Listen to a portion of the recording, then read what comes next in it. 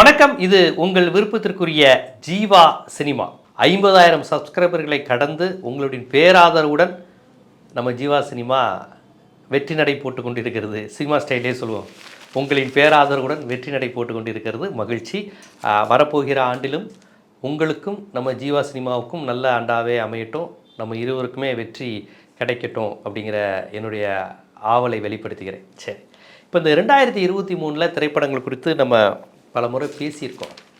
இப்போ நம்ம கவனிக்க வேண்டியது, ஒரு ஊடகமாக, ஒரு நல்ல சினிமா ரசிகனாக நம்ம செய்ய வேண்டியது நல்ல இயக்குநர்களை பாராட்டுவதும் ஊக்கப்படுத்துவதும் அவர்களை போன்று மற்றவர்கள் வர வேண்டும்ங்கிற ஒரு ஆவலை தூண்டுவதும் ஒரு நல்ல சினிமா ஊடகத்தினுடைய கடமையாக பார்க்குறேன். அந்த விதத்தில் ஜீவா சினிமா இந்த ஆண்டு ஒரு 10 சிறந்த இயக்குநர்கள் வந்திருக்கிறாங்க. அவங்க எல்லாருமே புதுமுக இயக்குநர்கள்.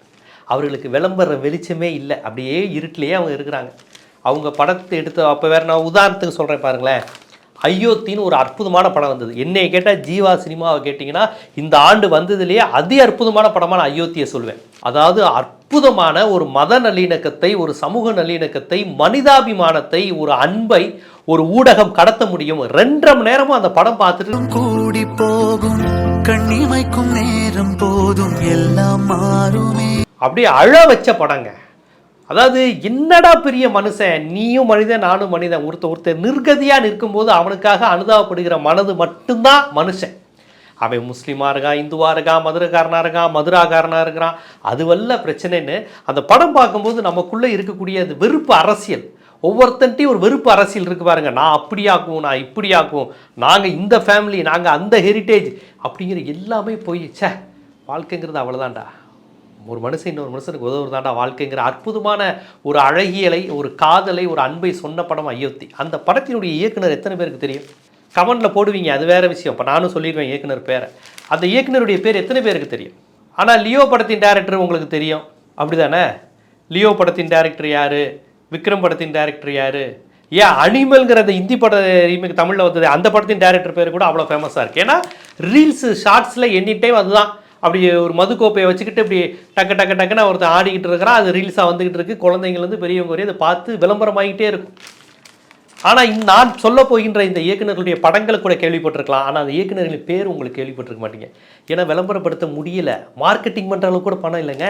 இன்றைக்கி சில படங்கள்லாம் என்ன பண்ணுறாங்கன்னா, எல்லா பத்திரிகைகளையும் கூப்பிட்டு ஒரு 1.5 லட்சத்துலேருந்து 3 லட்ச ரூபா செலவு பண்ணி இந்த படத்தை பற்றி எழுதுங்கன்னு சொல்லி பல பேர் பண்ணுறாங்க. அந்த மாதிரி ப்ரெஸ் பீப்புளுக்கு என்று ஷோ போடுவதற்கு கூட காசு இல்லாத இயக்குநர்கள்லாம் இந்த ஆண்டு வந்திருக்கிறாங்க. நல்ல படைப்புகளை, நல்ல முயற்சியை தந்திருக்கிறாங்க. இப்போ அயோத்தி இயக்குனருடன் எனக்கு தனிப்பட்ட முறையிலேயே அனுபவம் இருக்குது. அயோத்தி படத்தை நான் உதயம் தேட்டரில் போய் பார்த்துட்டேன். நைட் செகண்ட் ஷோ பார்க்க போகிறேன். 9:45 ஃபோன் பண்ணுறாரு டேரக்டர், சார் அயோத்தின்னு ஒரு படம் வருது சார், நாளைக்கு காலையில் ப்ரெஸ் ஷோ, உங்களை மாதிரி ஊடகவியலாளர்கள் வந்து அந்த படத்தை பற்றி பேசுங்க சார். நான் அந்த படத்தை தாங்க பார்க்க போகிறேன் சார், ரொம்ப மகிழ்ச்சி சார் அப்படின்னு. நான் படம் பார்த்துட்டு வந்து அடுத்த நாள் அவரை பார்த்து சொன்னேன், ஏங்க ஒரு படம் வெள்ளிக்கிழமை ரிலீஸ் ஆகுது, ஒரு புதன் வியாழன் போல் ஊடகவியலாளருக்கு போட்டு காமிக்கணும்னு கூட உங்களுக்கு தெரியலையா சார்? ஆர்கனைஸ் பண்ணல சார், எனக்கு தெரியல சார்ங்கிற. அந்த படம் வந்து 2 நாள் கழித்து தான் ஊடகவியலாளர்களை அழைச்சி கூட அவங்க போடுறாங்க. அப்போ ஆர்கனைசிங் பண்ணல, ஒரு மார்க்கெட்டிங் பண்ண தெரியல, பணம் இல்லை, அந்த மாதிரியான ஒரு இயக்குநர்களாக இந்த மந்திரமூர்த்தி, அவர் பேர் வந்து மந்திரமூர்த்தி, அவர் வந்து இருந்தார். ஸோ இப்படிப்பட்ட படங்களை எடுப்பவர்கள் விளம்பர வெளிச்சம் இல்லாதனால இன்றைக்கி வந்து ஆள் காணாமல் போயிடுறாங்க, வெளியே பேசப்படுவதில்லை. ஆனால் குப்பை கதையை வச்சுக்கிட்டா கூட ஒரு மிகப்பெரிய 100 கோடி 200 கோடி வாங்குகிற ஒரு ஹீரோவோட கால் ஷீட் கிடச்சிட்டிங்கன்னா, நீங்கள் குப்பை கதையை வச்சுருந்தா கூட நீங்கள் சூப்பர் இயக்குனர், பிரம்மாண்ட இயக்குனர், உங்களுக்கு கால் ஷீட் வரும், விழாக்களில் இது பண்ணுவாங்க, எல்லா டிவியும் உங்களை பேட்டி எடுப்பாங்க, நீங்கள் பெரிய ஆளுன்னு திருப்பி பதிவாயிரும். உங்கள் படம் எவ்வளோ குப்பையாக இருந்தாலும் பார்த்தவன், இப்போ இந்த டேரக்டர் எடுத்திருக்காருல நல்ல படமாக தான் இருக்கும் அப்படின்னு பொது புத்தியில் பதிஞ்சு அவன் நல்ல டேரக்டர், பிரம்மாண்ட டேரக்டர்னு சொல்லுவான். மார்க்கெட்டை அவன் 100 கோடி 200 கோடி ஏற்றிக்கிட்டே போகிறான். இவனும் இயக்குனர் தான், அயோத்தி படத்தை எடுத்தால் அவரும் இயக்குனர் தான். இப்படித்தான் ஒரு சினிமா சீரழித்து கொண்டு இருக்கிறது. இதை சீர்படுத்த வேண்டிய, செம்மைப்படுத்த வேண்டிய கடமை சமூக அக்கறை உள்ள சினிமா ஆர்வலர்கள் அனைவருக்கும் இருக்குன்னு பார்க்குறேன். இப்போ நான் பாருங்களேன், நான் சில இயக்குனர் பேரை சொல்கிறேன். ரா வெங்கட் அப்படின்னு ஒரு இயக்குனர் என்ன படம் எடுத்திருக்காருன்னா கிடான். தீபாவளி சமயத்தில் கிராமங்களில் வாழ்கின்ற ஒரு எளிய குடும்பங்களில் இந்த நுகர்வு கலாச்சாரம் எந்த அளவுக்கு பாதிக்குது, ஒவ்வொரு நாளையும் சீட்டு பணம் எடுக்கிறது மூலமாகவும் அன்றாட காட்சிகள் அது மூலம் வரக்கூடிய வருமானத்தின் மூலமாக கழிக்கின்ற ஒருவனுக்கு தீபாவளி மாதிரி இந்த பண்டிகைகள் ஏற்படுத்துகிற தாக்கம் என்ன மாதிரியான மனநிலையை ஏற்படுத்துங்கிறத ஒரு அழகாக ரொம்ப யதார்த்தமாக சொல்லியிருந்தார்.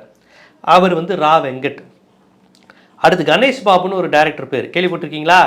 எத்தனை பேர் கேள்விப்பட்டிருக்கீங்கன்னு தெரியல. டாடா அப்படிங்கிற ஒரு படம். அது உங்களுக்கு தெரியும். அந்த படத்தில் வந்து ஒரு ஆண் பெண் உறவு, கணவன் மனைவி உறவு, அப்பா பையன் உறவு, அப்பா அம்மா உறவு, மகன் அம்மா உறவுன்னு ஒரு வித்தியாசமான கோணத்தில், அதாவது ஒரு புது இயக்குனர் தொடாத கோணத்தை எடுத்திருக்கிறார். இதெல்லாம் போர் அடிக்கிற சப்ஜெக்டியா, இன்றைக்கி பர்கர் பீஸா இருந்துட்டு மியூசிக் டிடிஎஸில் அலறு விட்டுட்டு படம் முடிச்சு 2 மணி நேரம் முடிஞ்சுன்னு பைத்தியக்கார மாதிரி ஆக்கி அனுப்பிக்கிட்டு இருக்காங்க. இந்த நேரத்தில் போய் ஒரு மென்மையான காதல், மென்மையான உணர்வு, குழந்தைகளை பேஸ் பண்ணி கதாபாத்திரங்களை யோசிக்கிறதுலாம் பெருசு. ஒரு கமர்ஷியல் டைரக்டர் இப்படி யோசிக்க மாட்டான்.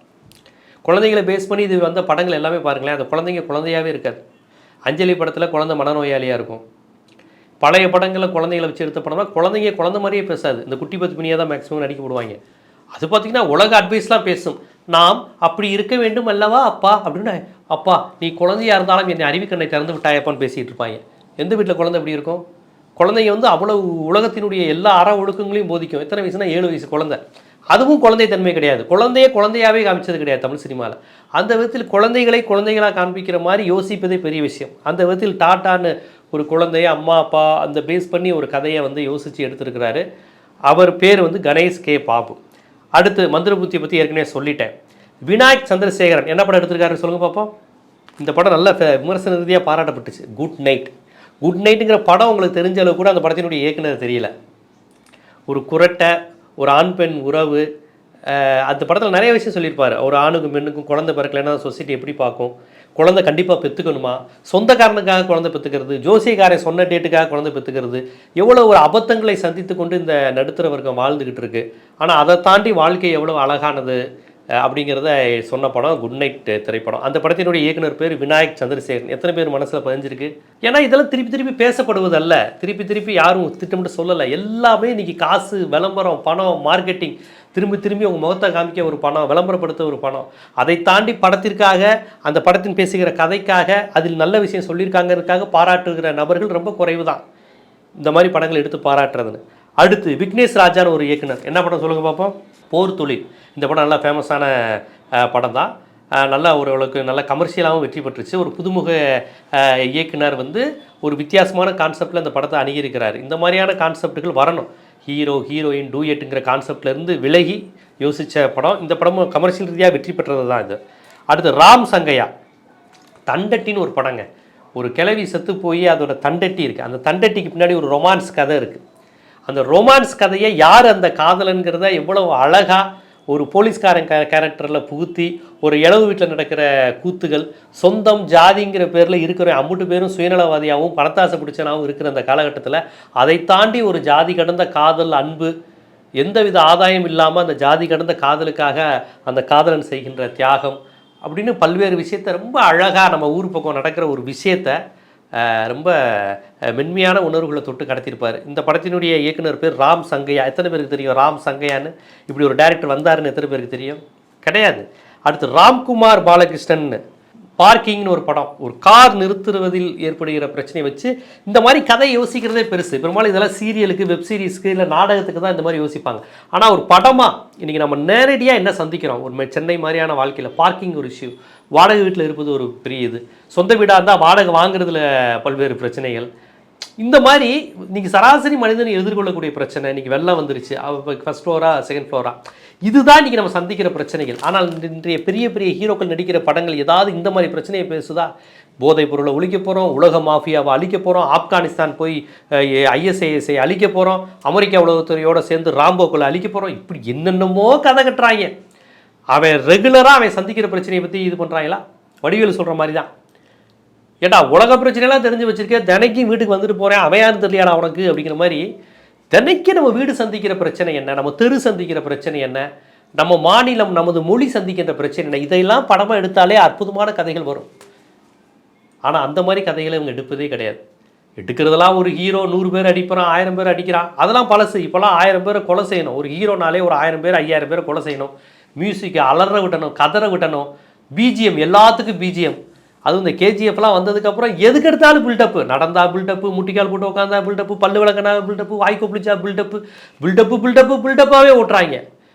ஏப்பா நாங்களும் எம்ஜிஆர் படம், ரஜினி படம், விஜயகாந்த் படம்லாம் பார்த்துருக்கோம். ஆனால் இப்போ இவங்க கொடுக்குற பில்டப்பு, எதுக்கு எடுத்தாலும் பில்டப்பு, கதை ஒரு மண்ணும் கிடைக்காது படத்தில். இந்த மாதிரி நேரத்தில் பார்க்கிங் மாதிரி ஒரு படத்தை எடுத்தவர் தான் ராம்குமார் பாலகிருஷ்ணன். அடுத்து அருள் எழிலன் குயிக்கோவை பற்றி நம்ம பேசினோம். குயிக்கோங்கிற ஒரு நல்ல ஒரு யதார்த்தமான ஒரு படத்தை எடுத்தார். அந்த விமர்சனம் கூட பண்ணோம்.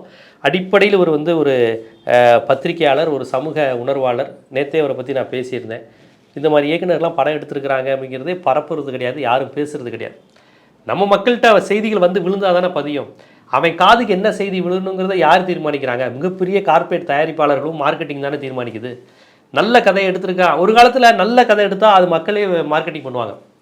எனக்கு தெரிஞ்சு ரஜினியோட பாட்ஷா படம், பூவே உனக்காக, காதலுக்கு மரியாதை, மன்னனாக இருக்கட்டும், ஒரு 30-40 வருடங்களுக்கு முன்பு நான் யோசித்து பாருங்கள், படம் எப்படி ஓடும்னா, படம் வெள்ளிக்கிழமை ரிலீஸ் ஆகுதுன்னா படத்தை பார்த்துட்டு படம் நல்லா இருக்குன்னு சொல்ல அடுத்த வெள்ளின்ட்டு 7 வாரமாக வெற்றி, 8வது வாரமாக, 10வது வாரமான போஸ்ட் ஓட்டுவான். இப்போ அப்படிலாம் கிடையாது. வெள்ளிக்கிழமை படம் ரிலீஸா, வெள்ளி சனி ஞாயிறு படம் எவ்வளோ குப்பையாக இருந்தாலும் கலெக்ஷனை பார்த்துடணும். ஸோ படம் வர்றதுக்கு முன்னாடியே ஒரு குப்பை படத்தை வித்துடணும். அதான் மார்க்கெட்டிங். எவ்வளோ குப்பை படத்தையும் வித்துடணும். அப்போ விற்கிறதுக்கான சில கமர்ஷியல் கூறுகள், மிகப்பெரிய நடிகர் இருக்கணும், அனிருத் இருக்கணும், 2-3 ஆபாச பாடல்களை வந்து காமிட்டுறதுக்கு யாராவது தமனா அந்த மாதிரி ஆட்கள் 2-3 பாட்டு ஆடிருக்கணும்.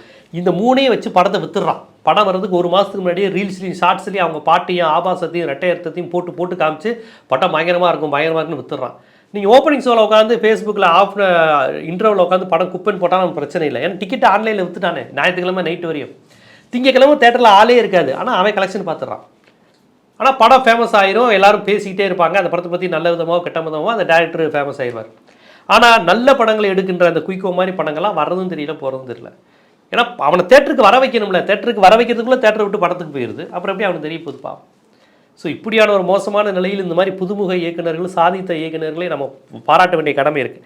அடுத்து ஜோன் ஒரு படம். ஆக்சுவலி ஜோங்கிற படத்தை நான் பார்த்ததில் ஹரிஹரன் ராம் என்பவர் எடுத்திருக்கிறாங்க. ஒரு காலேஜ் காதல் மோதல் இதை பற்றி எடுத்த இந்த மாதிரி ஒரு எளிமையான சப்ஜெக்ட் நாம் அன்றாடம் சந்திக்கக்கூடிய உணர்வுகளை வச்சு எடுத்திருக்கிறாங்க ஹரிஹரன் ராம் அப்படிங்கிற ஒரு இயக்குனர். அடுத்து ரவி முருகையா 1000 பொற்காசுகள்னு ஒரு திரைப்படத்தை எடுத்து ஒரு புதையல், ஒரு கிராமங்கிற வச்சு எடுத்திருக்கிறாங்க. பொதுவாக அந்த எளிய மக்கள், கிராமம், ஆண் பெண் உறவு, புருஷ பொண்டாட்டி சண்டை, அப்பா பையனுக்கான உறவு, தாத்தா பேரனுக்கான உறவு, இப்படியெல்லாம் யோசிக்கிறதே வந்து பாராட்ட வேண்டிய விஷயம். அந்த மாதிரி வித்தியாசமான கான்செப்ட் கதைகளத்தோடு எத்தனையோ இயக்குநர்கள் கோடம்பாக்கத்தின் கதவை தட்டி கொண்டிருக்கிறாங்க. விஜய் வீட்டையும் அஜித் வீட்டையும் தட்டுற இயக்குநர்கள் மட்டும்தான் நமக்கு தெரியுது. உள்ளே போய் உட்காந்துட்டு, சார் நீங்கள் ஓப்பன் ஆகுறீங்க, என்ட்ரி ஆனாலும் 100 பேர் பறக்கிறான், இப்படி சொல்லியே அவங்க மண்டையை கழுவி அப்படியே படத்தை ஓட்டிக்கிட்டு இருக்கிறாங்க. எல்லா நடிகர்கள்ட்டையும் இப்படி போய் ஏமாத்துறதுக்குன்னு ஒரு குரூப்பு போய் கதையும் கிடையாது, சிந்தனையும் கிடையாது, கிரியேட்டிவிட்டியும் கிடையாது, கம்யூனிசம்னா என்ன, சோசியலிசம்னா என்ன, இந்துத்துவம்னா என்ன, வகுப்புவாதம்னா என்ன, எந்த சிந்தனையும் கிடையாது. மதுரை, உசிலம்பட்டி, கோயம்புத்தூர், பொள்ளாச்சி எந்த ஊர் அறிவும் கிடையாது. விஜய் வர்றாரு, பறக்கிறாரு, அடிக்கிறாரு, அவர் பெரிய ரால வேலை பார்க்குறாரு, அமெரிக்காவோட தொடர்பு இருக்குது. இப்படி ஏதாவது ஒரு கதையை வச்சுக்கிட்டு 4-5 பாட்டை அலற விட்டுட்டு ஹிட்டு கொடுக்கணும்னு நினைக்கின்ற இயக்குநர்கள் மத்தியில் இந்த மக்களை பற்றி, இந்த மண்ணை பற்றி, இந்த மண்ணின் காதலை பற்றி, அன்பு, பாசம், குறும்பு, இந்த மண்ணினுடைய வக்கரம், இதை எளிமையாக 2.25 மணி நேரத்தில் சொல்ல முடியுமான்னு யோசிக்கின்ற படைப்பாளிகள் எத்தனையோ பேர் இருக்கிறாங்க. அதனுடைய உதாரணம் தான் நான் குறிப்பிட்ட இந்த 10 இயக்குநர்களும். இந்த 10 இயக்குநர்கள் பேரும் இந்த படங்களையும் நீங்கள் முடிஞ்சால் திருப்பி ரீகால் பண்ணுங்கள். பார்த்துருந்தீங்கன்னா திருப்பி கூட யோசித்து பாருங்கள் அந்த படங்கள் எப்படி இருந்ததுன்னு. பார்க்கலன்னா அந்த படத்தை ஒரு முறை பார்க்க முயற்சி பண்ணுங்கள். ஓடிடியில் தான் இருக்கும். எப்படி இருக்குது இந்த மாதிரி படங்களை பண்ணுங்கள். இது மாதிரியான இயக்குநர்களுக்கு, புது முயற்சிகளுக்கு நாம் தருகின்ற ஆதரவு தான் நல்ல சினிமாக்களை உருவாக்கும். நல்ல சினிமா தான் நல்ல சமூகத்தை உருவாக்கும். இல்லைனா நம்ம குழந்தைகளுடைய எதிர்காலங்கிறது ரொம்ப ஒரு ஆபத்தை நோக்கி போகக்கூடிய சூழல் இருக்குது. அதனால் நல்ல படங்களையும், நல்ல சினிமாக்களையும், நல்ல இயக்குநர்களையும் கொண்டாட வேண்டிய தேவை கட்டாயத்தில் இருக்கிறோம். இல்லைனா சினிமா அழியாது, நம்ம சமூகம், எதிர்கால சமூகம் நாகரீகமான சமூகமாக இருக்காது அப்படிங்கிற ஒரு அச்சுறுத்தல் இருக்குது. இந்த இயக்குநர்களுக்கு என் வாழ்த்துக்கள். இவர்கள் தொடர்ச்சியாக நல்ல திரைப்படங்களை எடுக்கணும். இந்த வியாபார உலகத்தையும் தாண்டி ஜீவா சினிமா மாதிரியான சேனல்கள் உங்களை தொடர்ந்து ஆதரவளிக்கும், உங்களை மக்களிடம் கொண்டு போய் சேர்த்துக்கிட்டே இருக்கும்.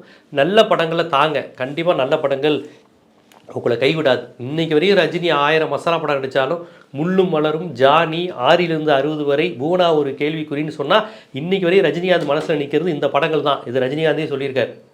ஆக எவ்வளோ மசாலா படங்கள் நடித்தாலும் அது காலத்துக்கு நிற்காது. பேரரசுன்னு ஒரு இயக்குனர் கிட்டத்தட்ட ஒரு 10 படம் எடுத்தார். ஒரு படம் கூட இப்போ எவனும் பேச மாட்டான். சினிமா உலகத்தில் யாராவது பேரரசு நடித்த படத்தை, இயக்குனர் படத்தை பற்றி திருப்பி பேசுவானா? அந்த நேரத்துக்கு கமர்ஷியல் கிட்டு தான். ஆனால் ஒரு போய் பேச மாட்டான். அந்த திருப்பதி, திருப்பாச்சி, அது இது, சிவகாசி என்னென்னமோ எடுத்தாப்புல, திருவண்ணாமலை, காஞ்சிபுரம், வேலூருங்கிற மாதிரி படம் எடுத்துக்கிட்டு இருந்தார். அதை பற்றி இப்போ யாராவது பேசுவானா? இல்லை வருங்காலத்தில் விஸ்காம் படிக்கிற யாராவது பேரரசின் திரைப்படங்களை பற்றி ஆய்வு செய்ய போகிறேன்னு சொல்லுவானா? ஆனால் இன்னும் எத்தனை நூற்றாண்டுகள் ஆனாலும் வாயுராஜாவை பற்றி பேசுவான், மகேந்திரனை பற்றி பேசுவான், பாலு மகேந்திராவை பற்றி பேசுவான்.